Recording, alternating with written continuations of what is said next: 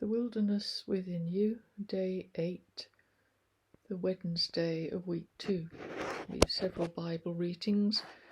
First from Numbers chapter 9, verses 15 to 17, then 20 to 21, reading from the New International Version. From evening till morning, the cloud above the tabernacle looked like fire. That is how it continued to be. The cloud covered it, and at the night it looked like fire. Whenever the cloud lifted from above the tent, the Israelites set out. Wherever the cloud settled, the Israelites set up camp. Sometimes the cloud was over the tabernacle for only a few days. At the Lord's command, they would set up camp, and then at his command, they would set out. Sometimes the cloud stayed only from evening till morning, and when it lifted in the morning, they set out. Then from 1 Kings chapter 8, verses 10 to 13, New International Version. When the priests withdrew from the holy place, the cloud filled the temple of the Lord, and the priests could not perform their service because of the cloud, for the glory of the Lord filled his temple. Then Solomon said, "The Lord has said that he would dwell in a dark cloud. I have indeed built a magnificent temple for you, a place for you to dwell forever."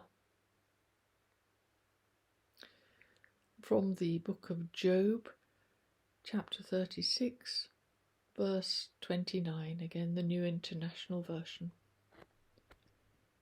Who can understand how he spreads out the clouds, how he thunders from his pavilion? And Job 35, 4-5, New International Version.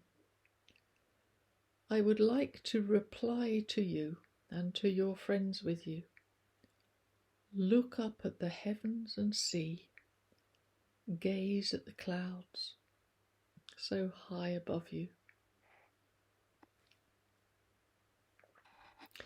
My room is tiny, 6 foot 8 inches by 9 foot to be precise, but it's a kind of TARDIS, full of space and peace. This is because I have so little stuff. I have a floor bed that occupies the width of the room under the window, which faces north and overlooks the street. I have a small set of shelves I nailed together from the wood scraps when we took down a garden fence some years ago. I have a large set of shelves made from redundant scaffold boards and gravel boards that occupies the space that isn't filled up by the door in the wall opposite the window. I have a bedside table made of a cardboard box with a big book on top. Everything I own fits comfortably on the shelves, and my coat and hat hang on pegs on the door. An old blanket serves as a curtain strung along the front of the big shelves to keep the busyness of the contents from the eye. I have one picture on the wall, above a shelf, of a quiet face with eyes closed in prayer.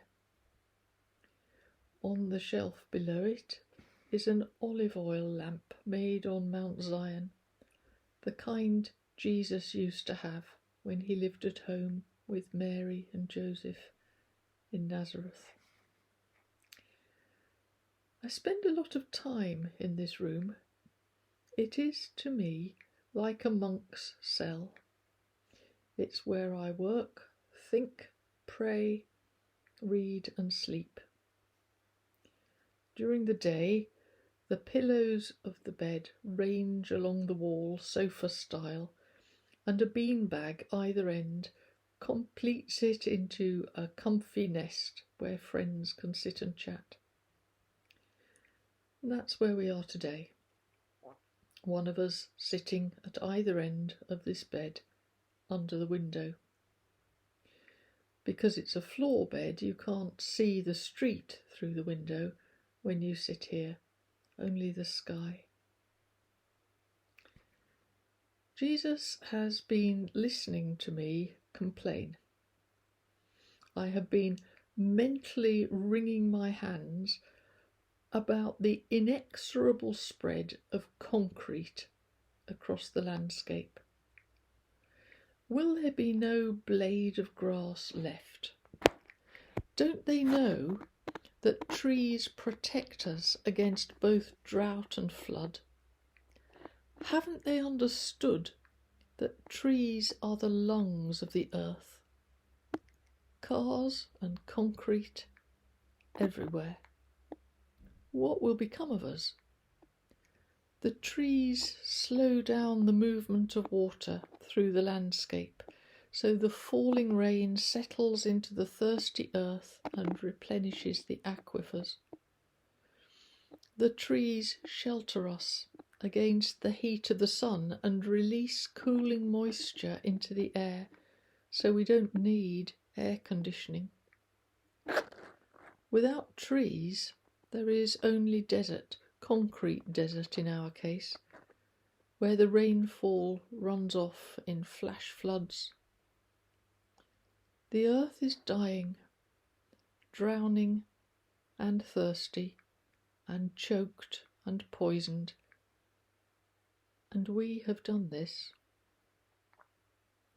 Outside in the street, apart from the metalled roads and unrelenting rows of ugly shop fronts, the only forest is of poles. Dark wooden telegraph poles with their spider webs of telecommunications, metal poles for street name signs, parking signs, traffic signs, waving poles with fluttering advertising flags. And people moan about wind farms being ugly. Where is wilderness for us urban dwellers? Where is wilderness for us? It's all gone. Where is freedom and beauty, silence and wide spaces and peace?